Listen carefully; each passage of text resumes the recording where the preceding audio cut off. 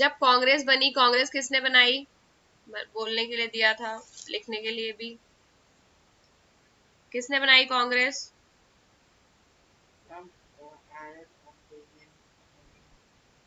Hume, एओ Hume, है ना? Notes yes. बनाए कांग्रेस के ऊपर तो पता होगा ना कांग्रेस किसने बनाई है। ओके। ऐसे बहुत बार बोलते हैं कि कांग्रेस जब बनी थी तो स्टार्टिंग के 20 इयर्स तक कांग्रेस कैसी थी? मॉडरेट। कैसी थी? मॉडरेट। पता है मॉडरेट क्या होता है? मैम मैम मीडियम, नाइन गर्म नाइन ठंडा। During this period, it demanded a greater voice for Indian in the government and in the administration. तो स्टार्टिंग में जब कांग्रेस बनी तो वो अंग्रेज लोगों से साथ काफी कम्युनिकेट करते थे, काफी उनसे प्लीड करते थे, लेटर्स वगैरह लिखते थे और उनके सामने अपनी डिमांड्स रखते थे। क्या वो रिवोल्ट करते थे मॉडरेट स्टार्टिंग में कांग्रेस वाले लोग? हम्म? नहीं, यानी कांग्रेस जब थोड़ा और आगे फ्रीडम स्ट्रगल में बढ़ गए 1947 के पहले, तो 1900s में कांग्रेस बहुत एक्टिव हो गई और वो फ्रीडम के लिए स्ट्रगल करने लगी। बट स्टार्टिंग में जब कांग्रेस बनी थी तो वो लोग मॉडरेट थे। तो मॉडरेट और एक्सट्रीमिस्ट क्या होते हैं? मॉडरेट वो लोग होते हैं जो आ, एक बिलीव नहीं करते लड़ाई झगड़े में, वो बहुत शांति से बातचीत करने में बिलीव करते हैं। तो जब स्टार्टिंग में कांग्रेस बनी थी तो वो मॉडरेट्स बिहेव कर उस तरह से बिहेव करते थे उसके लोग। वो लोग गवर्नमेंट के खिलाफ जाते नहीं थे, कोई धरना प्रदर्शन नहीं करते थे। वो लोग प्यार से लेटर्स के थ्रू गवर्नमेंट्स को अपनी डिमांड्स रखते थे। जब स्टार्टिंग में जब नई नई कांग्रेस बनी थी, और जब नई कांग्रेस बनी तो उसके बाद उनके लीडर्स ने गवर्नमेंट को बोला, यानी ब्रिटिश गवर्नमेंट को बोला कि इंडियंस को गवर्नमेंट में भी पोजीशंस दो, हमारे लिए भी पोस्ट, हमें भी बैठाओ इन पोजीशंस पर, हमें भी फिल करो, हमें भी एडमिनिस्ट्रेशन चलाने के लिए दो। वो कुल मिला के ये चाहते थे कि जो भी ब्रिटिशर्स की लेजिस्लेटिव काउंसिल्स हैं, जैसे जो ब्रिटिशर्स की काउंसिल जो लॉ बनाती है हम लोगों के लिए, इंडियंस के लिए, उसमें इंडियंस को भी मौका मिले, उनको भी रिप्रेजेंटेशन दिया जाए। ऐसा नहीं है कि केवल ब्रिटिश गवर्नमेंट ब्रिटिशर्स को ही भर ले काउंसिल में और ब्रिटिशर्स ही केवल लॉ बनाए हम लोगों के लिए। तो वो हम स्टार्टिंग में कांग्रेस का ये एम था कि इंडियंस को भी मौका मिले पार्टिसिपेट करने का पॉलिटिक्स में, उनको भी थोड़ी पावर दी जाए, है ना?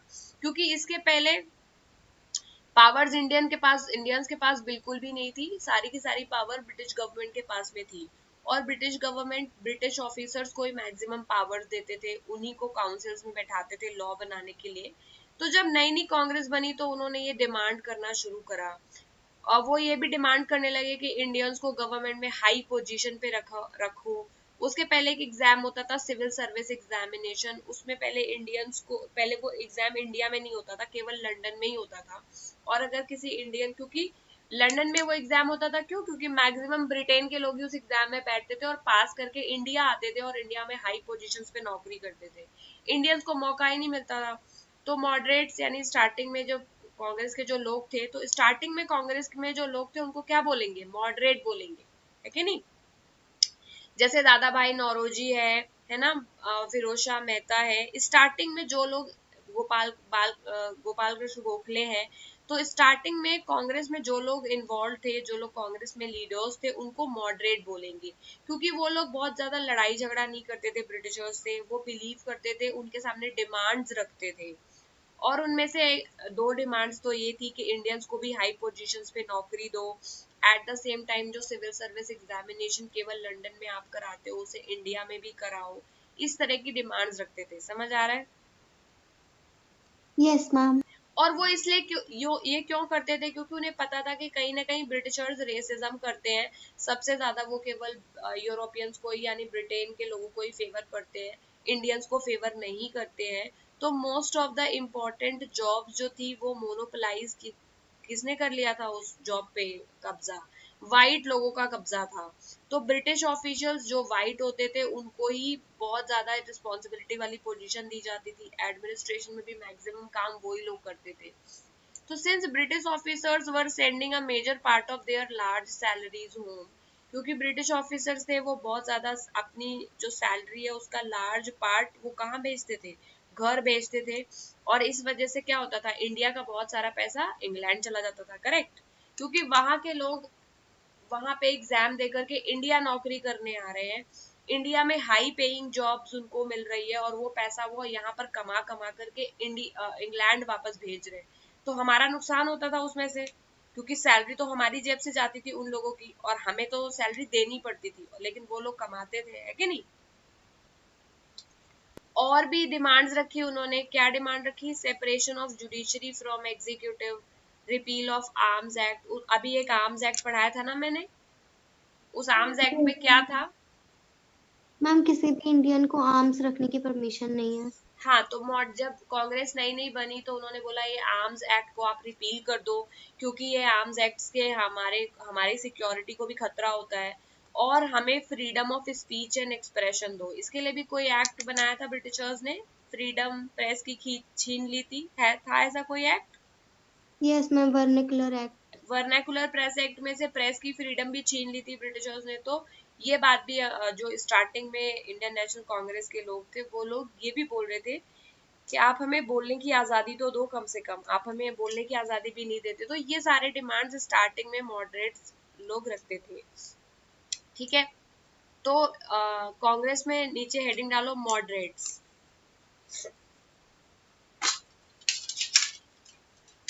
लिखो early Congress leaders moderate, MODERATES, है ना, मॉडरेट। मॉडरेट क्या होता है, मोड प्लस रेट, ये है मॉडरेट की स्पेलिंग, मोड प्लस रेट, ठीक है। तो moderate, early Congress leaders were called moderates.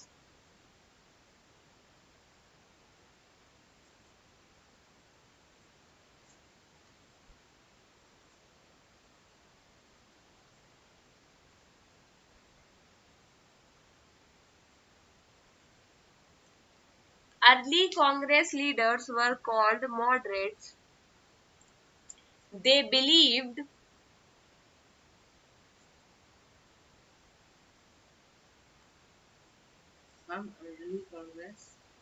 early Congress leaders were called moderates.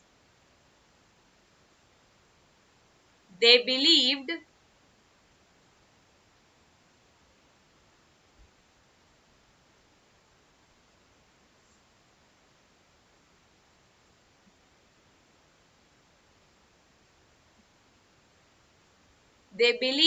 in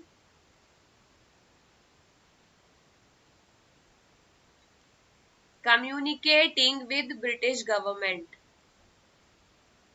They believed in communicating with British government.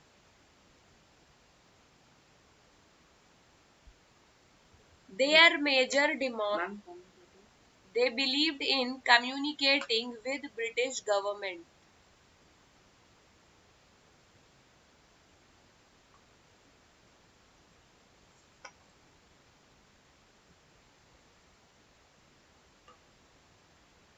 They did not believe in revolutionary struggle.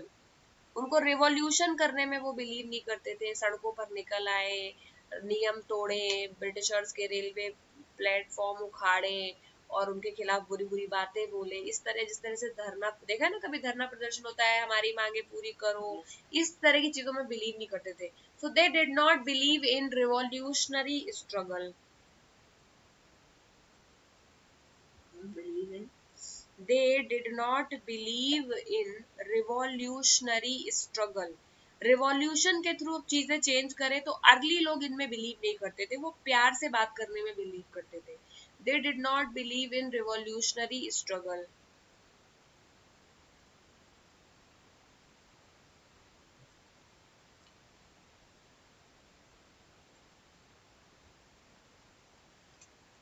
दादा भाई नौरोजी, दादा भाई Naoroji, NAOROJI, दादा भाई Naoroji was the main moderate leader in Congress. Dada Bhai Nauroji was the, उनमें से एक जो मेन लीडर है, नाम सुना है कभी दादा भाई नौरोजी का? सुना है? नहीं सुना? सुना, अभी सुन लो। तो जो आर्ली बाद वाले तो कांग्रेस लीडर्स के नाम बहुत लोगों को पता है ना, जवाहरलाल नेहरू, सुभाष चंद्र बोस, है ना। तो अर्ली जो स्टार्टिंग में जब कांग्रेस बनी थी तो उसके लोग गवर्नमेंट से बातचीत करके सोल्यूशन निकालने में बिलीव करते थे। ये बात तो वो मानते थे कि ब्रिटिशर्स हमारे साथ बुरा कर रहे हैं, बट वो इस बात में बिलीव नहीं करते थे कि उसके लिए हमें रिवॉल्यूशन करना चाहिए। ठीक है, उनको लगता था कि हम उनसे बैठ कर बात करें, उनको हम लेटर्स वगैरह लिखे, मिलने जाएंगे तो हमारी प्रॉब्लम सॉल्व हो सकती है। ठीक है, so the main Dadabhai Naoroji was the main moderate leader. ठीक है,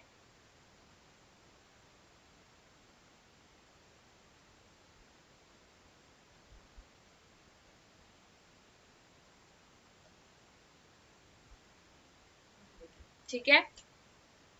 moderates demanded following moderates demanded following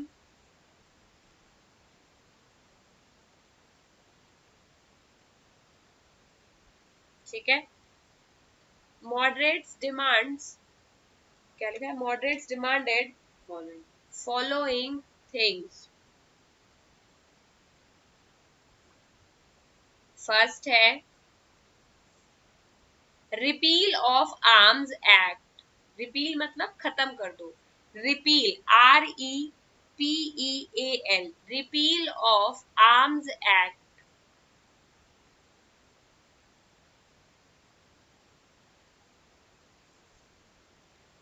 दूसरा freedom of speech and expression. Freedom of speech and expression.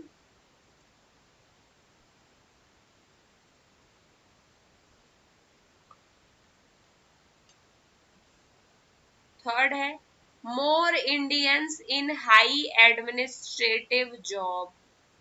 Third है more Indians in high administrative job.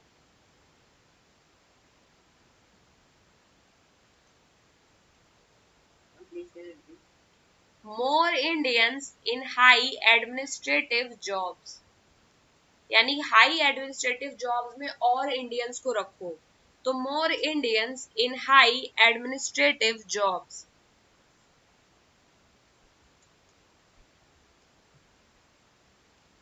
ठीक है, उसके बाद fourth लिखो economic issues, नहीं लिखो, इश्यूज ऑफ पॉवर्टी एंड फेमाइन्स। ठीक है, इश्यूज ऑफ पावर्टी, गरीबी, issues of poverty and famine, सूखा।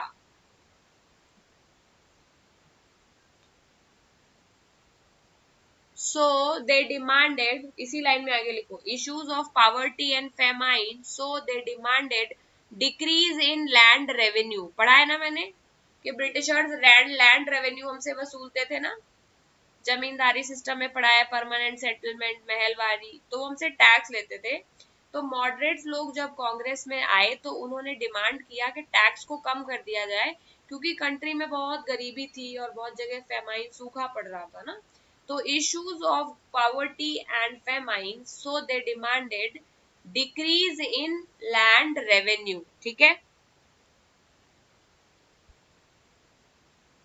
फिफ्थ लिखो डिक्रीज इन मिलिट्री एक्सपेंडिचर। क्या क्या चीजें उन्होंने मांगी है, तो जो ब्रिटिशर्स क्या करते थे, आर्मी मेंटेन करने के लिए मिलिट्री पे भी बहुत पैसा खर्चा करते थे। तो और इसकी वजह से लोगों को नॉर्मल दिक्कत होती थी, खाने पीने जैसी छोटी छोटी चीजों के लिए इंडियंस तरसते थे। तो मॉडरेट्स ने क्या बोला कि मिलिट्री का इतना एक्सपेंडिचर जो ब्रिटिशर्स करते उसे भी कम करो, तो decrease in military expenditure. Military expenditure, खर्चा, decrease in military expenditure.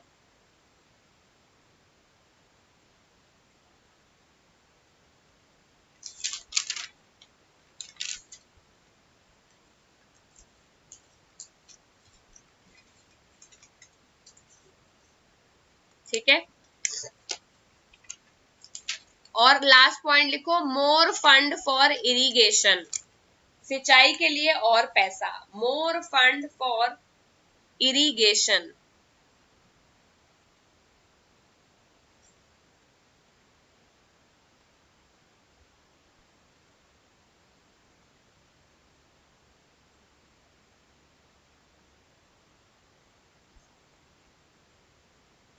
More fund for irrigation. तो अच्छा बताओ, इतना सारा चीजें मॉडरेट लोग मांग रहे हैं स्टार्टिंग में, क्या ब्रिटिशर्स ये दे देंगे? No ma'am. बोलो मैम, दे देते तो लड़ने की जरूरत ही क्या थी, करेक्ट। तो मॉडरेट्स को क्या क्या गलती हो गई मॉडरेट लीडर से? मॉडरेट लीडर में बेटा बहुत सारे नाम है, फिरोज शाह मेहता, डिंसो वाचो, दादा भाई नौरोजी, गोपाल कृष्ण गोखले। बहुत पुराने हैं तो हो सकता है बहुत लोग के नाम आपने ना सुने हो, लेकिन ये लोग बहुत बड़े लीडर्स हैं, ठीक है। अब हुआ क्या कि मॉडरेट लीडर्स जो है वो लोगों को अवेयर करना चाहते थे, ये सारी डिमांड वो रख रहे थे गवर्नमेंट के सामने, और उन्होंने बहुत सारे न्यूज़पेपर निकाले, बहुत सारे आर्टिकल्स में भी अपनी डिमांड्स को छापा, और उन्होंने ब्रिटिश रूल को बहुत लोगों को ये समझाया कि किस तरह से ब्रिटिशर्स इंडिया पे रूल कर रहे हैं, और बहुत सारा पैसा इस वजह से कंट्री के बाहर जा रहा है, और इस वजह से हमारी कंट्री में गरीबी आ रही है। लेकिन वो क्या करते थे, वो ये सब कोशिश तो करते थे, बट वो बहुत ज्यादा प्रेशर नहीं डालते थे, या फिर वो कोई ऑर्गेनाइजेशन या फिर कोई वो मूवमेंट नहीं चलाते थे, जैसे गांधी जी ने चलाया, या फिर भग वो जैसे गांधी जी ने मूवमेंट चलाया और जैसे बाकी लोगों ने चलाया, और बाद के लीडर्स ने उस तरह, तिलक ने, बाल गंगाधर तिलक ने, लाला लाजपत राय, इस तरह का वो काम नहीं करते थे। क्यों? क्योंकि उनको ऐसा लगता था कि जो दे फेल्ट, ये देखो कितना, ये बहुत इंपॉर्टेंट लाइन है, they felt that British had respect for ideal of freedom and justice. उनको कहीं ना कहीं ये भरोसा था कि ब्रिटिशर्स जो है वो फ्रीडम में और जस्टिस में बिलीव रखते हैं, तो वो उनकी सारी डिमांड को मान लेंगे, जो भी डिमांड जस्ट होगी। यानी मॉडर्स को लगता था कि हम शायद कह नहीं पाए, इसीलिए ये समझ नहीं पाए, है ना। होता है कभी कभी कभी बुरे इंसान पे भी भरोसा कर लेते हैं, अरे यार मैंने ही कहने में कुछ कमी छोड़ दी होगी, उसको हो सकता है समझ ना आया हो। तो मॉडरेट्स इस चीज में बिलीव करते थे कि जो ब्रिटिशर्स है वो रिस्पेक्ट करते हैं, बहुत सारे आइडियल्स का रिस्पेक्ट करते हैं, यानी वो अच्छी चीजों में बिलीव करते हैं, और जस्ट है वो लोग, ईमानदार हैं। तो उन्होंने बोला अगर नेसेसरी डिमांड्स हम रखेंगे तो वो मान लेंगे। तो उन्होंने क्या जरूरी समझा, उन्होंने लगा कि केवल इन डिमांड्स को मांगना ही तरीका है, इनको हम मांगेंगे तो गवर्नमेंट अवेयर हो जाएगी कि इंडियंस क्या चाहते हैं, और वो उन चीजों को अप्लाई करेगी। बट क्या उन्होंने किया? No ma'am. नहीं। तो मॉडरेट कहीं ना कहीं इस चीज में थोड़ा फेल हुए, क्योंकि उनको ये लगता था कि अगर वो डिमांड्स ब्रिटिशर्स के सामने रखेंगे तो वो उनकी बात मान ली जाएगी, बल्कि ऐसा नहीं हुआ, ठीक है। तो उसके बाद क्या हुआ, तो मॉडरेट्स कैसे सोचते हैं आपको पता चल गया है, और क्या क्या चीज उन्होंने डिमांड किया वो भी पता चल गया आपको। Yes ma'am. ठीक है, अब आगे चलते हैं। अगला है 80-90s के आसपास बहुत सारे जो इंडियन है वो इस पॉलिटिकल स्टाइल ऑफ कांग्रेस को क्वेश्चन करने लगे। यानी कांग्रेस जब ऐसे अर्ली लीडर्स, तो पहले तो मॉडरेट्स ही थे कांग्रेस में, अभी नए लीडर्स तो आए नहीं है, तिलक और अरविंदो घोष और जवाहरलाल नेहरू, ये सब तो अभी आए नहीं, इनका टाइम तो अभी 1900s में आएगा। अभी तो हम 1890 की बात करें, तो उस वक्त मॉडरेट लोग ही रहते थे कांग्रेस में। तो जब ये लोग हमेशा डिमांड मांगते रहते थे लेकिन इनकी डिमांड कभी पूरी नहीं होती थी, तो बहुत सारे लोग इन चीजों पे क्वेश्चन उठाने लगे, समझ गए कि तुम लोग क्या कर रहे हो, गवर्नमेंट कोई डिमांड मानती तो है नहीं। और ऐसे बहुत सारे लीडर्स महाराष्ट्र में, पंजाब में, ऐसे लीडर्स उभर के आने लगे जो इन लोगों को, इनके आइडियाज को क्वेश्चन करने लगे। बोले तुम क्या बेवकूफ बन रहे हो, क्या समझ रहे हो तुम ब्रिटिशर्स को कि तुम मांगोगे और वो दे देंगे। तो कांग्रेस को लोग क्वेश्चन करने लगे। जो लोग कांग्रेस को क्वेश्चन करने लगे वो थे बिपिन चंद्र पाल, बाल गंगाधर तिलक, लाला लाजपत राय, समझ गए। तो ये लोग, जिनको हम क्या बोलते हैं, लाल बाल पाल, है ना। लाल मतलब लाला लाजपत राय, बिपिन चंद्र पाल और बाल गंगाधर तिलक। तो ये लोग 1890s के आसपास ये नए लीडर्स आने लगे, और ये लोग कांग्रेस में कुछ चेंज लाने लगे। वो मॉडरेट्स को ये लोग क्रिटिसाइज करने लगे कि तुम लोग क्या ये जब देखो तब भजन गाते रहते हो, ब्रिटिशर्स का पॉलिटिक्स ऑफ प्रेयर करते रहते हो, ओ माय लॉर्ड दे दो, जीसस है क्या वो, है ना, वो ब्रिटिशर्स कोई गॉड थोड़ी ना है। तो बोले कि तुम लोग क्या हमेशा रिक्वेस्ट करते रहते हो और ये लोग कभी बात मानते भी नहीं है। तो ये जो नए लीडर्स थे, लाला लाजपत राय, विपिन चंद्र पाल और बाल गंगाधर तिलक, ये मॉडरेट्स के मेथड्स को नहीं पसंद करते थे कि ये लोग हमेशा केवल रिक्वेस्ट करते और वो इस बात पे भी इंपॉर्टेंस देते थे कि देखो हमें खुद के ऊपर भरोसा करना पड़ेगा और हमें खुद ही अब आगे अपनी कंट्री के लिए कुछ करना पड़ेगा, इनसे हम कोई चीज बोलेंगे तो नहीं होगी। वो ये भी बोलते थे कि लोगों को अपनी स्ट्रेंथ पे भरोसा करना चाहिए, कोई किसी के अच्छे इंटेंशन पे थोड़ी ना भरोसा करना चाहिए। ये सोचो कि नहीं वो मेरे साथ कभी बुरा नहीं करेगा, ये ज्यादा अच्छा सोच है, या फिर मैं खुद की रक्षा करने के लिए सक्षम रहूं, ये ज्यादा अच्छा सोच है। बताओ कौन सा ज्यादा अच्छा सोच है? Ma'am second. Self reliant. तो जो बाद के लीडर्स थे वो ये बोलते थे कि मॉडरेट्स तुम लोग तो इस बात में बिलीव करते हो कि ब्रिटिशर्स अच्छे हैं इसलिए वो कभी बुरा नहीं करेंगे। अरे तुम लोग अपने आप रेडी रहो प्रॉब्लम्स को सॉल्व करने के लिए, उनकी अच्छाई पर इतना भरोसा मत करो। People must fight for Swaraj. और फिर ये जो लोग थे नए लीडर्स, तिलक जैसे, वो लोग क्या बोलने लगे, स्वराज के बारे में बातें करने लगे। क्योंकि जो अर्ली मॉडरेट है, सोचो क्या उनके दिमाग में आया होगा कभी आजादी का ख्याल? बताओ। इसके पहले के ये जो लीडर्स हैं, बाल गंगाधर तिलक के पहले के लीडर्स जो है, इनके दिमाग में ख्याल आया होगा क्या कि हमें ब्रिटिशर से आजादी लेनी चाहिए? बताओ जय। जय यस नो सुन रहे हो मैम, तुम नो दोनों? मैम, क्या? नो मैम, नहीं आया था। क्यों नहीं आया बताओ, अभी मैंने बताया है। मैम क्योंकि मैम उनकी आंखों के सामने हम ब्रिटिशर अच्छे थे मैम, कि वो प्रॉफिट कर रहे थे उनका। करेक्ट। तो जो अर्ली मॉडरेट लोग थे जैसे कि दादा भाई नौरोजी, फिरोज शाह मेहता, वो लोग एक्चुअली ब्रिटिशर्स को बुरा नहीं मानते थे, इसीलिए उनके दिमाग में ये स्वराज मतलब सेल्फ रूल, हम लोग खुद अपनी कंट्री को चलाएं, इस तरह की चीजें उनके दिमाग में नहीं आई। क्योंकि वो लोग कहीं ना कहीं ये मानते थे कि अगर हम ब्रिटिशर्स अच्छे हैं, अगर हम उनसे रिक्वेस्ट करेंगे तो हमारी बात मान लेंगे। लेकिन जब लाल बाल पाल, ये तीनों लोग आए और इन्होंने जब क्रिटिसाइज किया मॉडरेट्स को कि तुम लोग गलत तरह से सोच रहे हो, हमें अपने ऊपर भरोसा करना चाहिए और हमें स्वराज के लिए फाइट करनी चाहिए, तब से स्वराज की शुरुआत हुई।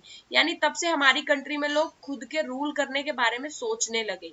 तिलक ने उस वक्त एक स्लोगन दिया, सबको पता है ना वो slogan, freedom is my birth right and I shall have it. Swaraj मेरा जन्म सिद्ध अधिकार है, यानी ये मैं पैदा हुआ हूं तब से आजाद हूं और इसे आजादी को मैं लूंगा जरूर। तो 1905 में अब हम आ गए हैं।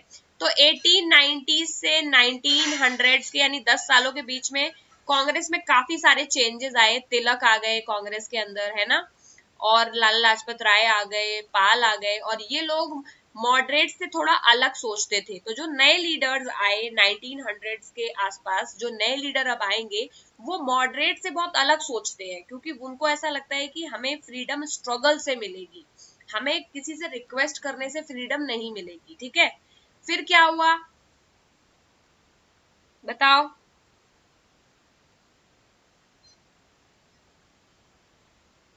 चलो पहले इसके नीचे लिख लो एक्सट्रीमिस्ट, मॉडरेट्स के नीचे लिख लो एक्सट्रीमिस्ट।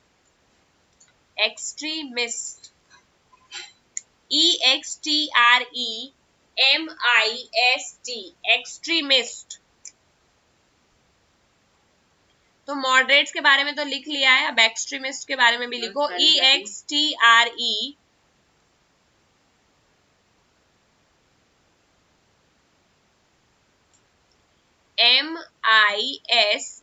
एक्सट्रीमिस्ट। ठीक है, तो बताओ, अभी मैंने बताया एक्सट्रीमिस्ट किसे कहेंगे? मैम जो जिनको फ्रीडम चाहिए होता है और जो लड़ाई पे विश्वास करते हैं।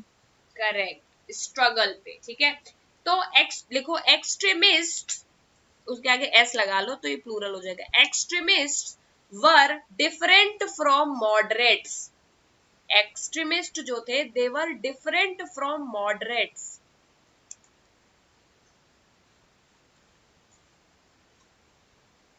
They criticize moderates for their politics of prayers. They, extremists, were different from moderates.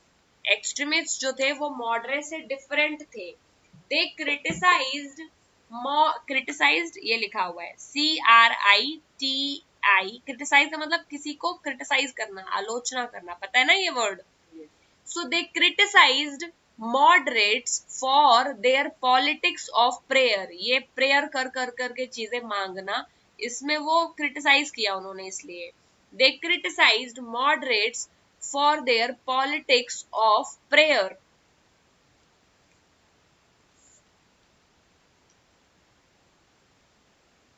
They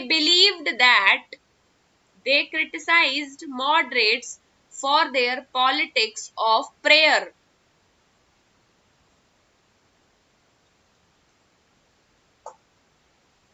लिख लिया पूरा. They criticized moderates for their politics of prayer. ठीक है, full stop. They believed that Swaraj will come through our own strength. They believed that Swaraj will come through our own strength.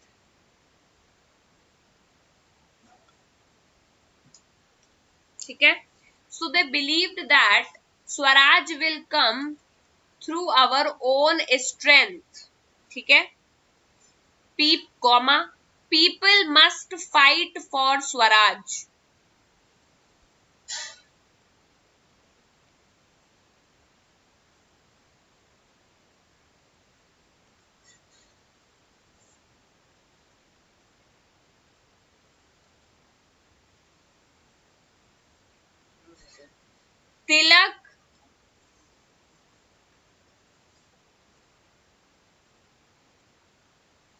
Tilak was famous extremist leader.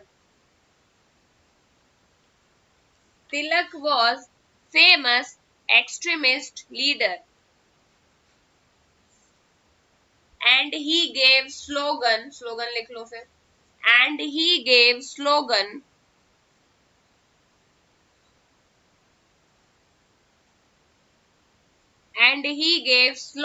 क्या है slogan? Freedom is my birthright and I shall have it. हाँ, double quotes में. Freedom is my birthright and I shall have it.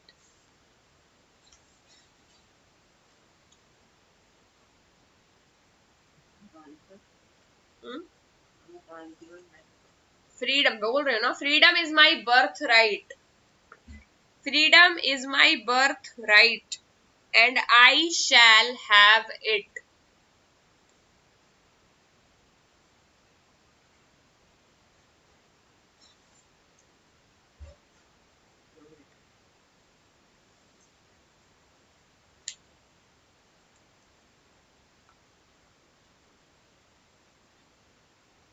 लिख लिया?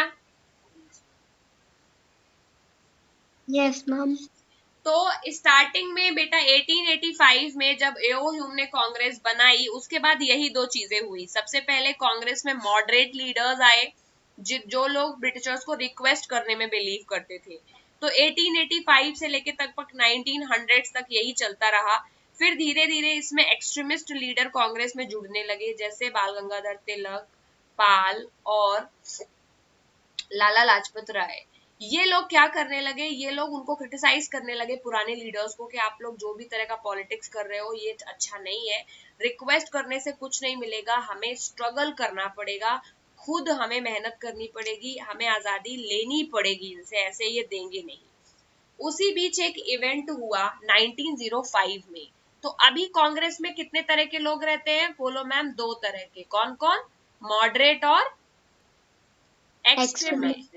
ये दोनों लोग एक दूसरे की चीजों को पसंद नहीं करते, यानी मॉडरेट्स को एक्सट्रीमिस्ट का तरीका नहीं पसंद आता है, एक्सट्रीमिस्ट को मॉडरेट्स का तरीका नहीं पसंद आता है कि बस बातचीत में ही बिलीव करते हैं। लेकिन फिर भी ये लोग कम से कम एक घर में रह रहे हैं, यानी ये दोनों ही लोग अभी कांग्रेस का पार्ट है, अभी इनके बीच में झगड़ा नहीं हुआ है, बस ये एक दूसरे को क्रिटिसाइज करते हैं। वो बोलते हैं तुम्हारा तरीका गलत है, बोले नहीं तुम्हारा तरीका गलत है। फिर क्या हुआ, 1905 में एक वॉयसराय आया। वॉयसराय इज लाइक प्रेजेंट के डे के प्रेसिडेंट के बराबर की पोस्ट है, ठीक है। उस वक्त प्रेसिडेंट की तो कोई पोस्ट होती नहीं थी इंडिया में, तो वॉयसराय होता था। ब्रिटिशर्स ही अपॉइंट करते थे वॉयसराय को हमारी कंट्री में रूल करने के लिए। उस वक्त एक वॉयसराय आया, उसका नाम था लॉर्ड कर्जन। कर्जन ने क्या किया, बंगाल को उसने डिवाइड कर दिया। कर्जन ने ये बोला कि बंगाल में, उस वक्त जो बंगाल था वो बहुत बड़ा था, आज के जैसा नहीं। आज तो हमारे पास ईस्ट बंगाल है भी नहीं, केवल वेस्ट बंगाल है, करेक्ट। ईस्ट बंगाल तो बांग्लादेश बन गया है, वो तो दूसरी कंट्री बन गया है। अभी हमारे पास केवल एक ही बंगाल है, वेस्ट बंगाल। लेकिन उस वक्त जब ब्रिटिशर्स हमारे को रूल करते थे, उस वक्त बंगाल बहुत बड़ा था। बंगाल में बिहार भी आता था, उड़ीसा भी बंगाल में आता था, यानी बंगाल का एरिया बहुत बड़ा था। तो ब्रिटिशर्स ने क्या बोला कि हमें बंगाल बहुत बड़ा है एरिया में, हमें इसमें रूल करने में दिक्कत हो रही है, एडमिनिस्ट्रेशन अच्छे से नहीं हो पाता है, चीजें कम्युनिकेट करने में प्रॉब्लम होती है, बहुत बड़ा एरिया रूल करने में मुश्किल होता है ना। तो इसीलिए क्या किया ब्रिटिशर्स ने, बोला कि हम बंगाल में बहुत ज्यादा सारा, बंगाल में बिहार भी इंक्लूडेड था, उड़ीसा भी इंक्लूडेड था, तो ब्रिटिशर्स ने, और उस समय का बांग्लादेश भी इंक्लूडेड था, तो बहुत बड़ा था बंगाल। तो उन्होंने बोला कि बंगाल जो है वो, उसमें एडमिनिस्ट्रेशन करने में हमको दिक्कत हो रही है, उसको चलाने में प्रॉब्लम हो रही है, तो हम क्या करेंगे, हम बंगाल को 2 पार्ट में डिवाइड कर देंगे, ठीक है। और क्लियरली ये सब उन्होंने बहानेबाजी थी कि हमें बंगाल चलाने में प्रॉब्लम हो रही, ये ब्रिटिशर्स का बहाना था। वो एक्चुअली क्या सोच रहे थे, क्योंकि दे वांटेड कि बंगाल के अंदर जो नए लोग हैं, जो लोग फ्रीडम स्ट्रगल के लिए लड़ रहे हैं, वो लोग डिवाइड हो जाए आपस में, करेक्ट, समझ गए। क्योंकि बंगाल देखो, बंगाल से क्या, हमारा तो नेशनल एंथम तक बंगाल में ही लिखा गया है, करेक्ट। तो बंगाल जो था वो मेन पॉइंट था। राजा राम मोहन रॉय, ऐसे बहुत सारे, रविन्द्रनाथ टैगोर, ऐसे बहुत सारे लीडर्स जिन्होंने नेशनलिज्म पे फोकस किया, वो कहाँ से आए हैं बताओ,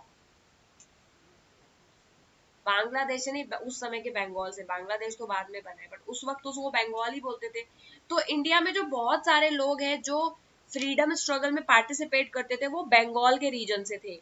और बंगाल में उस वक्त बहुत ज्यादा इस तरह का एटमॉस्फेयर था कि लोग बहुत ज्यादा एंटी ब्रिटिश हो गए थे। तो ब्रिटिशर्स को इस बात का से डर लग रहा था कि बंगाल को अगर उन्होंने जल्दी बंगाल का कुछ इलाज नहीं किया, तो बंगाल में जो लोग स्ट्रगल कर रहे हैं आजादी के लिए, वो धीरे धीरे पूरे कंट्री में आ जाएगा, और कंट्री वाले लोग फिर इनको बोलेंगे कि आप निकलो हमारी कंट्री से, समझ गए। तो ब्रिटिशर्स कहीं ना कहीं इस बात से डरे हुए थे कि जो बंगालीज हैं, यानी जो इंडियन नेशनल मूवमेंट है, वो बहुत ज्यादा रोल है, बहुत ज्यादा बंगाल का इस चीज में, और बंगाल के लोगों को हमें दबाना पड़ेगा, उनको हमें अलग करना पड़ेगा, क्योंकि बंगालीज यूनाइट होकर के ब्रिटिशर्स को बहुत क्रिटिसाइज कर रहे थे उस वक्त। तो इसीलिए उन्होंने एक बहाना दिया कि हम बंगाल को चलाने में मुश्किल हो रही है। क्लियरली वो उन्होंने अपने इंटरेस्ट के लिए किया था। उन्होंने क्या किया, गवर्नमेंट ने ईस्ट बंगाल को सेपरेट करके आसाम के साथ मर्ज कर दिया, और ब्रिटिशर्स ने क्या किया कि बंगाल को 2 पार्ट में डिवाइड कर दिया, ईस्ट बंगाल अलग कर दिया, वेस्ट अलग कर दिया, और बंगालीज लोग आपस में बट गए। जब बंगाल का बंटवारा हुआ तो उससे लोग पूरे इंडिया में बहुत गुस्सा हो गए, ठीक है। कांग्रेस के दोनों ही लोग, मॉडरेट और रेडिकल, दोनों ही गुस्सा हो गए, और उन्होंने अपोज किया कि आप, बंगाल तो एक यूनाइटेड जो प्रोविंस है, यानी यूनाइटेड स्टेट्स था, आपने इसको अलग क्यों किया। क्लियरली आप ये चाहते हैं कि ईस्ट बंगाल वेस्ट बंगाल से अलग हो जाए, और बंगाल में जो नेशनलिज्म उठ रहा है इंडिया के फेवर में, वो दब जाए, है ना। तो इसीलिए बहुत बड़ी बड़ी मीटिंग्स बुलाई गई, बहुत जगह प्रोटेस्ट किया गया, और इस प्रोटेस्ट को क्या नाम दिया गया, स्वदेशी मूवमेंट है। कभी सुना है, नहीं सुना है। तो उस वक्त बंगाल का बंटवारा, जब बंगाल को डिवाइड करने के लिए लॉर्ड कर्जन ने बोला कि मैं बंगाल को डिवाइड कर दूंगा, तो लोगों ने उसको अपोज किया, लोगों ने बोला नहीं, बंगाल को डिवाइडेड नहीं होना चाहिए, हम यूनाइटेड लोग हैं, हम बंटवारा बर्दाश्त नहीं करेंगे। और क्लियरली आपका जो पर्पस है वो कुछ अलग है, क्योंकि आपको दिख रहा है कि बंगाल में नेशनलिज्म कितने जोर शोर से चल रहा है, तो आप हमें बांटना चाहते हैं, हमें कमजोर करना चाहते हैं। तो लोगों ने इसका बहुत अपोज किया और बंगाल में बहुत ज्यादा अपोज हुआ और डिवीजन बंटवारे को लेकर के। लेकिन कर्जन ने लोगों की बात नहीं सुनी और उसने बंटवारा कर दिया। और जब कर्जन बंटवारे का ऐलान कर दिया कि नहीं, अब तो बंगाल दो पार्ट में बटेगा, ईस्ट बंगाल अलग, वेस्ट बंगाल अलग, और ये दो अलग अलग प्रोविंस माने जाएंगे, तो लोगों ने उसके खिलाफ एक मूवमेंट किया, उसका नाम रखा स्वदेशी मूवमेंट। स्वदेशी मूवमेंट में लोग स्वदेशी चीजों पर फोकस करने लगे। बाहर से अंग्रेज जो लोग कपड़ा लाते थे यूरोप से, उसको जलाने लगे लोग, भारत माता के सॉन्ग गाने लगे लोग, अंग्रेजों के खिलाफ बातें करने लगे, खुद के स्वदेशी स्कूल्स में पढ़ने लगे। और इन चीजों पे फोकस किया गया कि जो भी हम करेंगे हम अपनी कंट्री की चीजें यूज करेंगे, ब्रिटिशर्स की कोई भी चीजें हम यूज नहीं करेंगे, ठीक है। और इस मूवमेंट को बोलते हैं स्वदेशी मूवमेंट। थोड़े टाइम तक स्वदेशी मूवमेंट चला, लेकिन स्वदेशी मूवमेंट जो है वो बहुत जल्दी खत्म भी हो गया। स्वदेशी मूवमेंट पे लोगों ने स्वदेशी इंटरप्राइज पर फोकस किया, यानी खुद की, हम लोग अपनी खुद की फैक्ट्रीज खोलेंगे, ब्रिटिशर की फैक्ट्रीज में काम नहीं करेंगे, खुद के एजुकेशन सिस्टम में पढ़ेंगे, हम ब्रिटिशर्स के कॉन्वेंट सिस्टम में नहीं पढ़ेंगे। और बहुत सारे लोगों ने बोला कि हम इंडियन लैंग्वेजेस में पढ़ाई करेंगे, क्यों हम जबरदस्ती इंग्लिश सीखें, है ना। तो बहुत सारे लोग हैं जिन्होंने कोशिश करी स्वदेशी मूवमेंट में लोगों को ये रियलाइज कराने की कि इंडिया एक कंट्री है और हमें इंडियन चीजों का यूज करना चाहिए। बहुत सारे लोगों ने बायकॉट किया ब्रिटिशर्स के चीजों को, उनके सामान को, जो भी चीजें वो हमें लाते थे वो सब बायकॉट किया। और धीरे धीरे हमने देखा कि लोग सड़कों पर उतरने लगे और बहुत सारे लोग रिवॉल्यूशनरी वायलेंस की बात करने लगे कि ब्रिटिशर्स को मारो और मार करके यहाँ से भगाओ।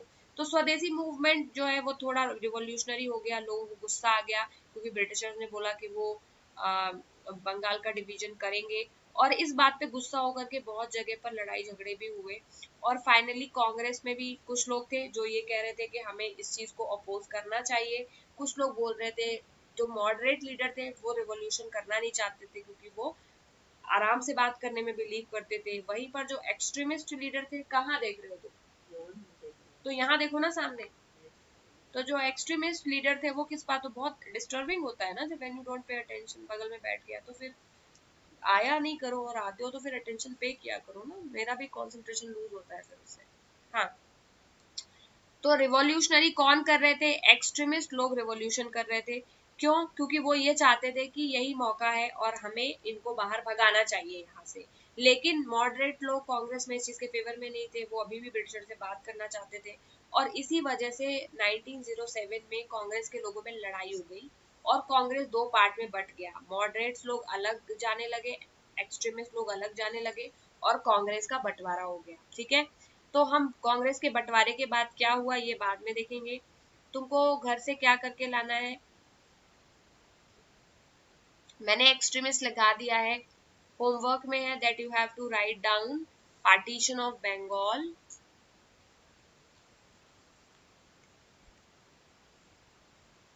And its consequences. और इसके बाद क्या हुआ, कर लोगे,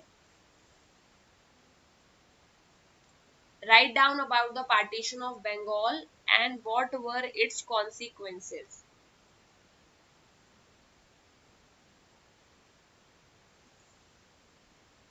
लिख लिया question,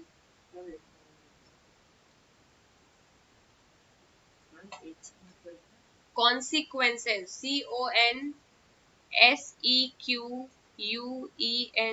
consequences. Write down about the partition of Bengal, what were its consequences, ठीक है।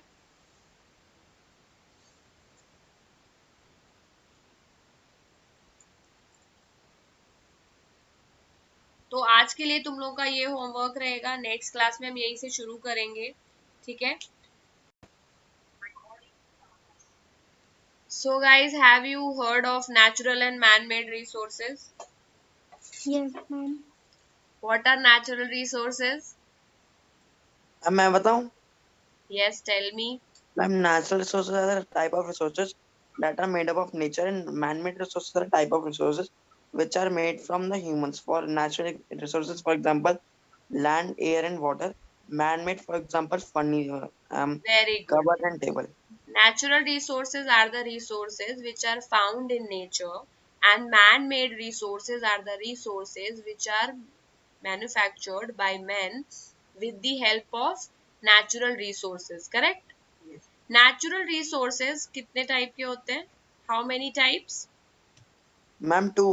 Two. Natural resources are of two types. First is inexhaustible natural resources, and second is exhaustible natural resources. What are inexhaustible natural resources? Ma'am जो exhaust हो सकते हैं कभी भी। Inexhaustible, better. In Ma'am, that ma'am cannot be exhaust in नहीं हो exhaust. सकते। Correct. Inexhaustible natural resources are the resources which are present in the unlimited quantity. Okay?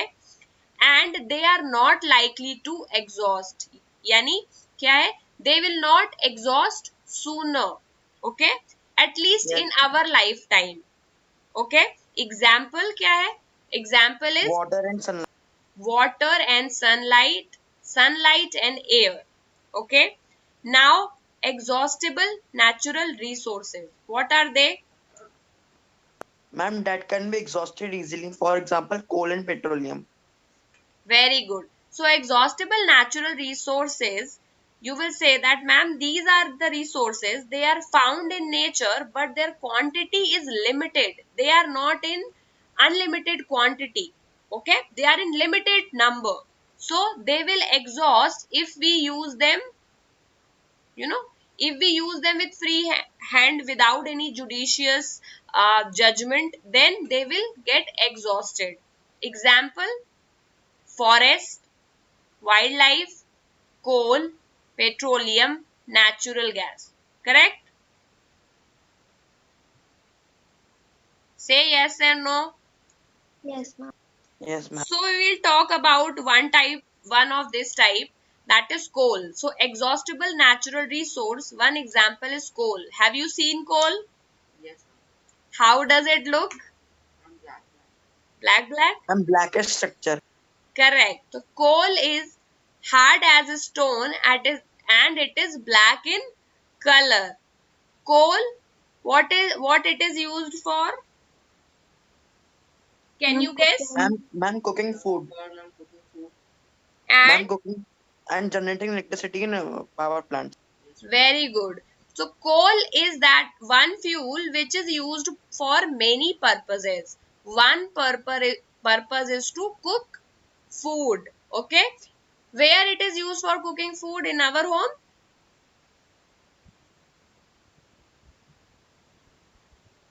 Generally, where it is used for cooking purpose? I'm in barbecue nation. Ma'am rural areas. Correct. In rural areas where people do not have, access to gas cylinder LPGs, there it is used to cook food. Earlier, it was used to produce steam, so that the steam could run the railway engines. Yes. Because in earlier times, railway engines, they used to uh, drive on the power of steam. Okay, so the coal was used there to generate some steam so that it can drive the rail finally. Now what is used to drive rail? Do you know what kind of energy nowadays we need to move, which is used in railway? Anyone? These days we use electricity. In Yes, ma'am. some trains, still we use that steam power, but in many cases we used electricity. It is also used in the coal. Again, the coal is also used in thermal power plants. Thermal power plants to generate. Ma'am, electricity. electricity. Correct. So coal is also used in thermal power plants to generate electricity. Coal is also used as a fuel in various other industries. Do you know the story of the coal? Ma'am, it is Yes, mined ma'am. after 3,000 years, 3 million, 300 million ago. Correct. So about 300 million years ago, the earth had a very dense forest. Okay, very dense forest. And due to the natural process, जैसे कि flooding और भी natural event की वजह से what happened, forest got buried under the soil. धीरे धीरे forest they started getting buried under the soil. जमीन के नीचे जमने लगे. Okay, so जैसे जमीन के नीचे फॉरेस्ट जमने लगे, the more soil got deposited over it, और धीरे धीरे सॉइल उसके ऊपर और डिपॉजिट होने लगी. And those plants and other natural products they were lying under the soil. धीरे धीरे they were compressed, उनका compression होने लगा because soil ऊपर से बहुत ज्यादा पड़ने लगा. So a lot of soil got deposited over the forest, so they were getting compressed. They got compressed. After that what happened, temperature बढ़ने लगा अर्थ के नीचे का बहुत ज्यादा, और वो और नीचे चलते चले गए बिकॉज ऊपर से और सॉइल डिपॉजिट होते चले गया. तो जैसे जैसे सॉइल डिपॉजिट होते चले गया वो और भी जमीन के नीचे दबने लग गए, एंड टेम्परेचर ऑल्सो रोज, और उसकी वजह से टेम्परेचर बढ़ने लगा. So due to high pressure, और प्रेशर भी बढ़ने लगा because a lot of soil is getting deposited. तो सॉइल का वजन बढ़ते जाएगा तो प्रेशर भी बढ़ते जाएगा ना, बताओ. Yes, ma'am. So due Yes, to ma'am. the high pressure and high temperature, those dead plants they got slowly converted into the coal. So if I say that I have a plant, and what do I need to convert it to coal? Ma'am, high pressure. Very good. First thing would be high pressure and high temperature. Temperature. And one more thing is missing. What is it? Ma'am, soil. Ma'am, soil. No. Or soil भी है because soil के तो नीचे ही है.